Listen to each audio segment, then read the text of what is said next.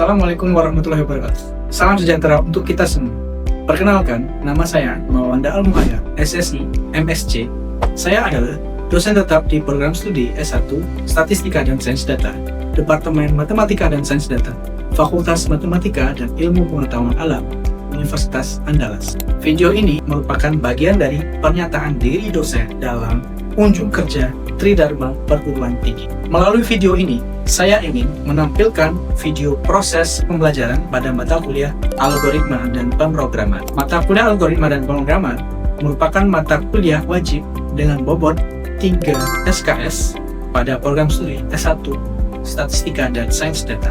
Mata kuliah ini ditawarkan pada semester genap untuk mahasiswa semester 2. Mata kuliah Algoritma dan Pemrograman ini dirancang untuk mencapai 2 capaian pembelajaran lulusan atau CPL dari 8 capaian pembelajaran lulusan atau CPL program studi S1 Statistika dan Sains Data, yaitu CPL 1 dan CPL 6. CPL 1 yaitu mahasiswa mampu menjelaskan konsep dan teori fundamental dalam matematika dan sains dasar secara komprehensif. CPL 6 yaitu mahasiswa mampu menciptakan prosedur dan solusi melalui pemrograman dan komputasi untuk mendukung otomatisasi alur kerja dalam menyelesaikan beragam permasalahan secara efektif dan efisien. Kedua CPL tersebut menjadi landasan dalam penyusunan capaian pembelajaran mata kuliah atau CPMK dalam mata kuliah Algoritma dan Pemrograman, yaitu terdiri dari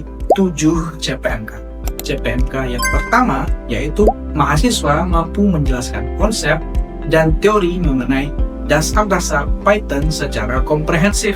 CPMK 2 yaitu mahasiswa mampu menjelaskan konsep if-else dan kontrol alir serta menggunakannya untuk menyelesaikan permasalahan pemrograman. CPMK 3 yaitu mahasiswa mampu menjelaskan konsep perulangan dan menggunakannya untuk otomatisasi alur kerja dalam menyelesaikan permasalahan pemrograman. CPMK 4 yaitu mahasiswa mampu menjelaskan konsep fungsi dan menggunakannya untuk menciptakan prosedur dan solusi dalam menyelesaikan permasalahan pemrograman. CPMK 5 yaitu mahasiswa mampu menjelaskan konsep list serta menggunakannya untuk menyelesaikan permasalahan pemrograman. CPMK 6 yaitu mahasiswa mampu menjelaskan konsep dictionary serta menggunakannya untuk penataan data dalam pemrograman. CPMK 7 yaitu mahasiswa mampu menjelaskan konsep string serta menggunakannya untuk pengeditan teks dalam pemrograman. Ketujuh CPMK tersebut didistribusikan ke dalam 16 pertemuan, di mana terdapat 14 pertemuan proses pembelajaran, 1 ujian tengah semester atau UTS, dan 1 lagi ujian akhir semester atau UAS. Mata kuliah Algoritma dan Pemrograman ini merupakan mata kuliah teori dalam bahan kajian pemrograman dan komputasi di program studi S1 Statistika dan Sains Data Universitas Andalas. Mata kuliah ini bertujuan untuk mempersiapkan mahasiswa dalam menghadapi mata kuliah lanjutan serta permasalahan komputasional lainnya yang membutuhkan pemikiran algoritmik dan keterampilan pemrograman dasar. Mata kuliah ini diajarkan menggunakan bahasa pemrograman Python dan menggunakan aplikasi Jupyter Notebook. Materi yang dipelajari dimulai dari dasar-dasar Python, if-else dan kontrol alir, perulangan, fungsi, list, dictionary dan penataan data, serta string dan pengeditan teks. Referensi yang digunakan untuk mata kuliah ini yaitu buku Automate Boring Stuff with Python edisi ketiga oleh Alswega. Bobot penilaian pada setiap bentuk asesmen pada mata kuliah Algoritma dan Pemrograman ini yaitu tugas sebesar 20%, kuis sebesar 20%, UTS 30%, dan UAS 30% juga. Media yang digunakan selama proses pembelajaran yaitu website iLearn Universitas Andalas, di mana mahasiswa dapat mengunduh materi secara mandiri, mengunggah tugas, serta melihat pemberitahuan dan instruksi-instruksi lainnya selama proses pembelajaran. Selain itu, pada setiap proses perkuliahan juga ditampilkan demo coding secara interaktif, real time, pada layar proyektor di depan atau monitor di depan kelas. Selanjutnya, saya akan menampilkan video cuplikan proses pembelajaran bersama mahasiswa pada mata kuliah Algoritma dan Pemrograman di kelas. Selamat menyaksikan.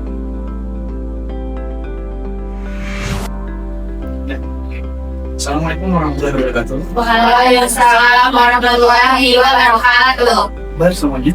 Alhamdulillah saya sehat. Jadi kali ini kita masuk ke pertemuan ke-9 mata kuliah algoritma atau pemrograman. Jadi ini pertemuan kedua setelah tes pertemuan setelah pertemuan menuju berarti pertemuan ke-8 ke-9. Nah itu pertemuan kedua setelah tes ya. Jadi materinya kita masuk materi baru sekarang yaitu list atau daftar ya kalau dalam bahasa Indonesia dalam Python. Jadi kita akan melanjutkan materi ini seperti biasa. Kita akan menggunakan aplikasi Jupyter Notebook untuk coding interaktif ya di Python. Nanti kalau yang membawa laptop hari ini bisa langsung mengikuti codingnya, dan yang misalnya yang belum bawa dilihat teman sebelah atau bisa juga coba nanti bisa sampai dulu ya.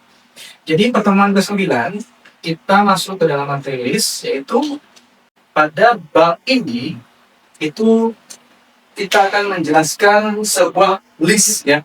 List itu adalah salah satu struktur data yang paling penting di Python.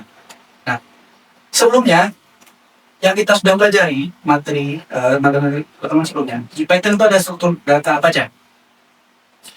Yang pertama integer ya, integer itu angka bilangan bulan ya, bilangan bulan yang tidak berkoma. Terus float itu bilangan real yang berkoma. Kemudian boolean itu benar atau salah, true atau false. Kemudian string ya, string itu huruf atau karakter ya. Nah, selanjutnya kita akan lanjut ke tipe data yang selanjutnya, yaitu list ya. Kalau misalnya tipe data yang sebelumnya itu hanya menyimpan satu jenis data atau satu jenis data ke dalam variabelnya, misalnya integer cuma menyimpan satu angka bilangan bulat, float menyimpan satu angka bilangan real. Kalau list itu bisa memungkinkan kita menyimpan banyak nilai dalam satu variabel. Jadi seperti sebuah saku, jadi kita bisa menyimpan banyak angka atau banyak nilai data dalam. Jadi ini memudahkan kita mengolah data dalam struktur yang besar ya. Kemudian kita juga akan mempelajari tuple, sequence, dan metode-metode list. Kita lanjut ya. Nah, capaian pembelajaran mata kuliah pada materi ini. Jadi setelah mempelajari materi ini, kalian diharapkan bisa menjelaskan konsep list, kemudian bisa menggunakannya untuk menyelesaikan permasalahan pemrograman. Nah, sumber materi ini ada di buku ini ya, buku yang biasa kita pakai, Automate, The One Stop in Python, halaman 109 sampai 124 itu bab ini. Nah, yang pertama kita bahas dulu tipe data list ya. Nah, tipe data list beda dengan tipe data sebelumnya. Kalau tipe data sebelumnya itu cuma satu data. Kalau angka aja, kalau huruf aja. Kalau list itu kumpulan ya, kumpulan dari huruf. Ada beberapa atau kumpulan dari data, ada beberapa data. Kebetulan di sini adalah tipenya string. String digabungkan jadi satu, dikasih huruf, itu namanya sudah jadi sebuah list. Jadi list itu karakteristiknya ditulis menggunakan kurung siku.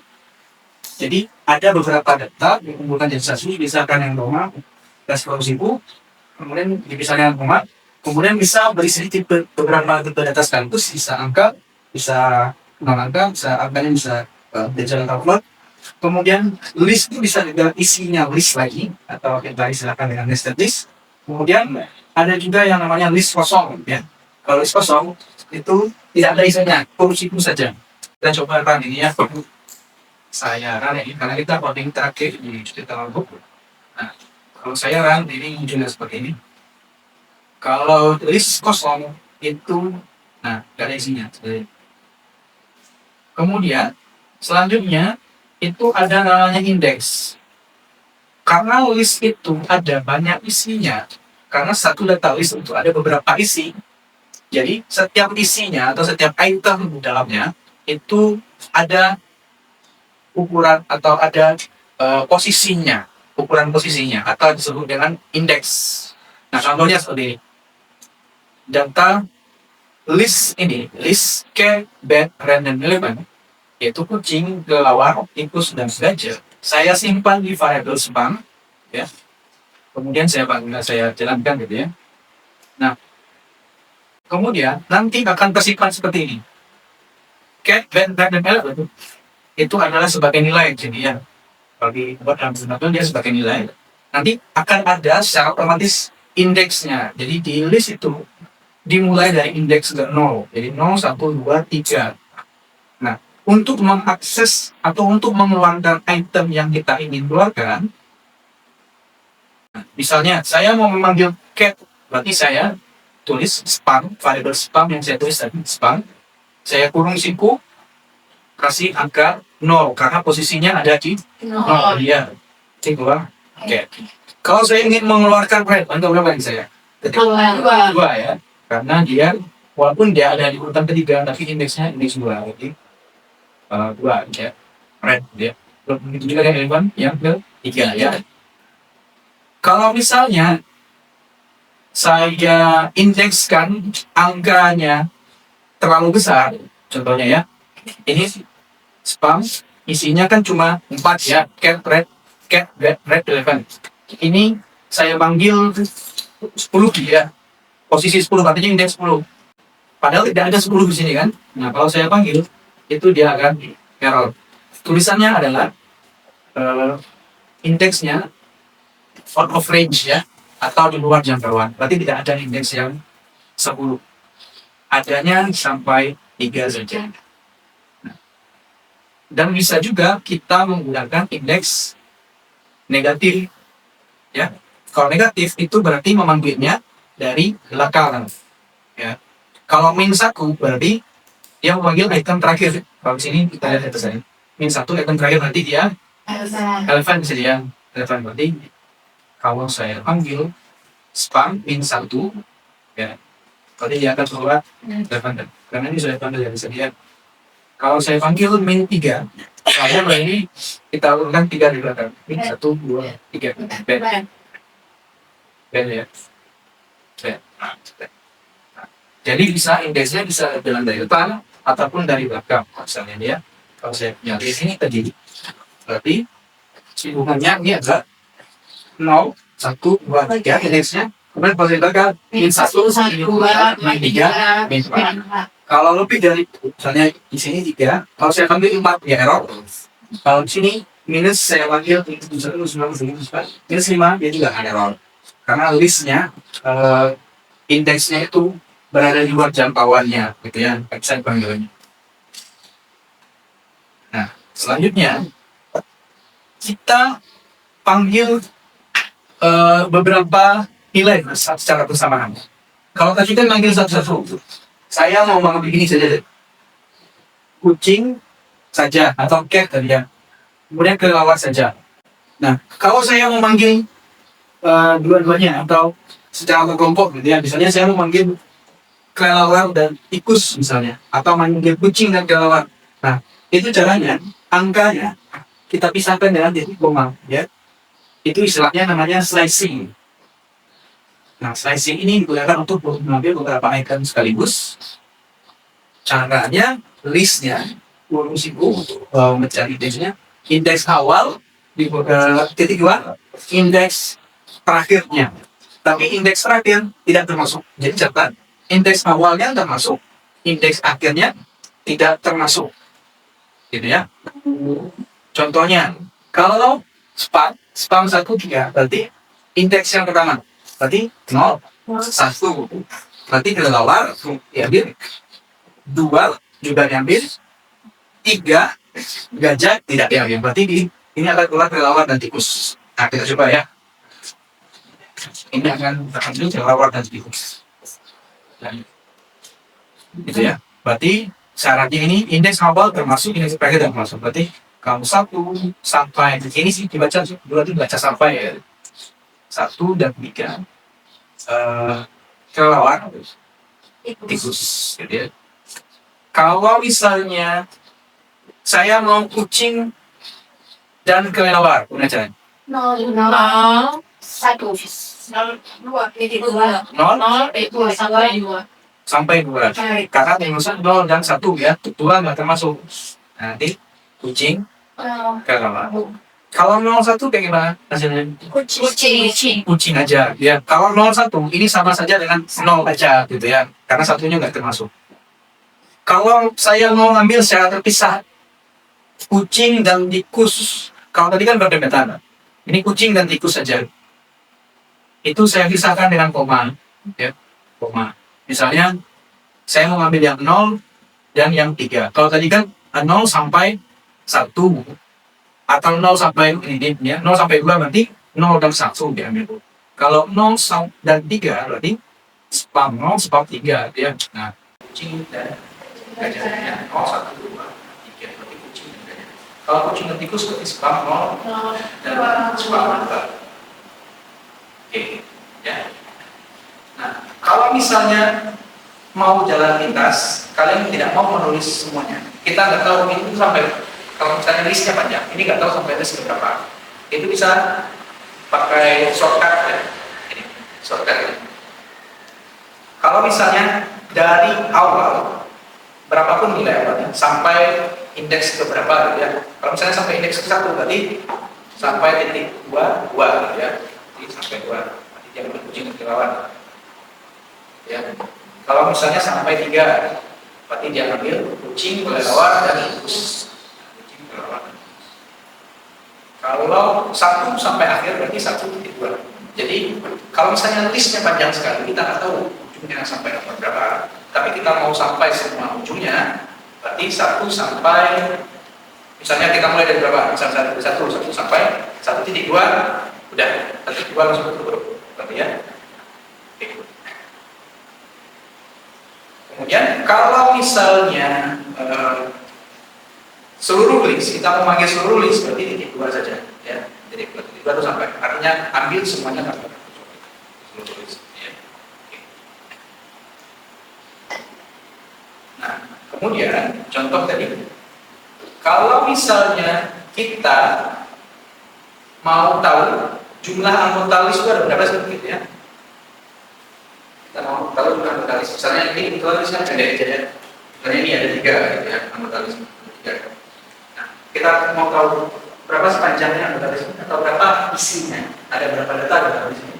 Jadi kita menggunakan fungsi len ya, len, fungsi buka huruf itu. Dalamnya kita kasih parameter namanya listnya, list apa? Artinya menghitung len itu length, ya, artinya panjang list. Panjang list spam itu ada berapa data? Ya, misalnya kalau saya punya list ini, berarti kalau saya panggil fungsi len, dia akan memanggil, dia akan mengeluarkan 3 ya, karena angkanya ada 3 ya. Misalnya 3. Ini saya panggil. Nah, 3 ya. Kalau list spam tadi, saya panggil spam ya. Spam tadi, saya panggil. Spam ada 4 isinya, berarti kalau saya panggil len spam, ada 4.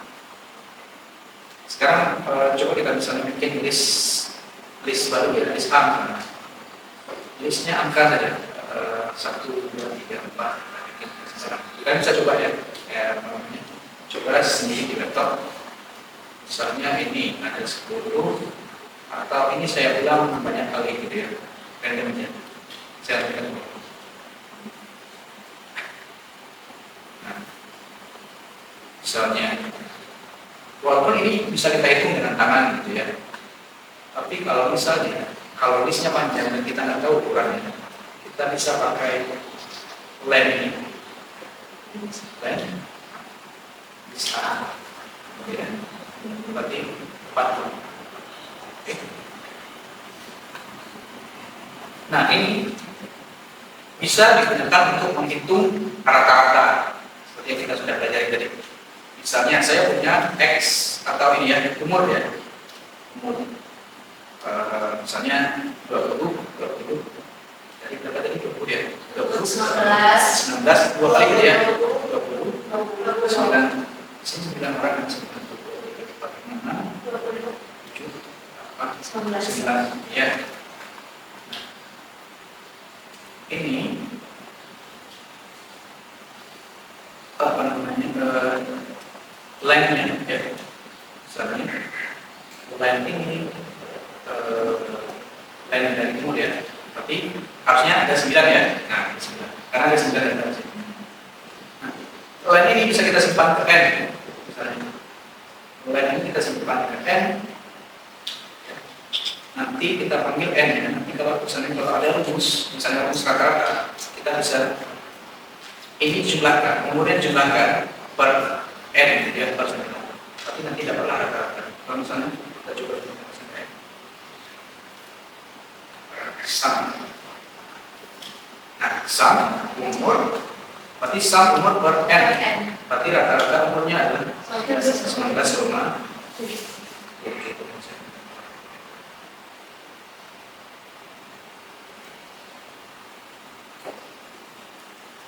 Ya, ini 19 ini ya, umurnya ini. Kemudian kita sum umurnya, jumlahkan, kemudian dibagi dengan N.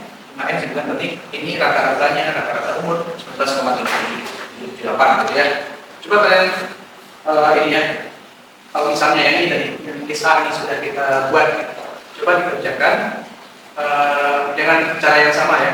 Cari len-nya, cari sum-nya. Ya, nanti sum dibagi dengan N, di mana N adalah len dari list A, berapa dapat rata-ratanya. Oke, coba dulu ya. Kalian bisa juga dengan data yang lain, gitu ya. Cobanya angka-angka yang lain itu bisa kita cari seperti ini, jadi rata-rata seperti ini. Jadi kalau punya data seperti kolom gitu ya, atau data gugus data, kalau di statistik di gugus data itu bisa dalam bentuk baris seperti ini, misalkan atau kolom ke bawah tadi. Itu kalau kita dan itu bisa kita simpan, jangan satu-satu. Di variabel misalnya umur Febri, umur Jovanka, umur Aulia, Aura gitu ya. Itu kan ada banyak jadinya. Nah, kita simpan saja ke variabel umur, kasih list, nanti umurnya ada berapa saja orangnya. Nanti kalau kita rata-ratakan, kita jumlahkan listnya, kita bagi dengan rata-ratanya, dapatlah dia rata-rata. Kalau misalnya saya begini jadi rata-rata, kita bisa print rata-rata. Nah, itu salah satu guna list ya. Demikianlah video proses pembelajaran bersama mahasiswa pada mata kuliah algoritma dan pemrograman ini sebagai bagian dari pernyataan diri dosen untuk unjuk kerja Tridharma Perguruan Tinggi. Saya berterima kasih banyak kepada Kemdikti-Saintek, pimpinan Universitas Andalas beserta jajarannya, serta dosen dan mahasiswa yang terlibat dalam pembuatan video ini. Semoga video ini dapat bermanfaat untuk peningkatan kualitas pembelajaran di pendidikan tinggi di Indonesia. Akhir kata, wabillahi taufiq wal hidayah. Assalamualaikum warahmatullahi wabarakatuh.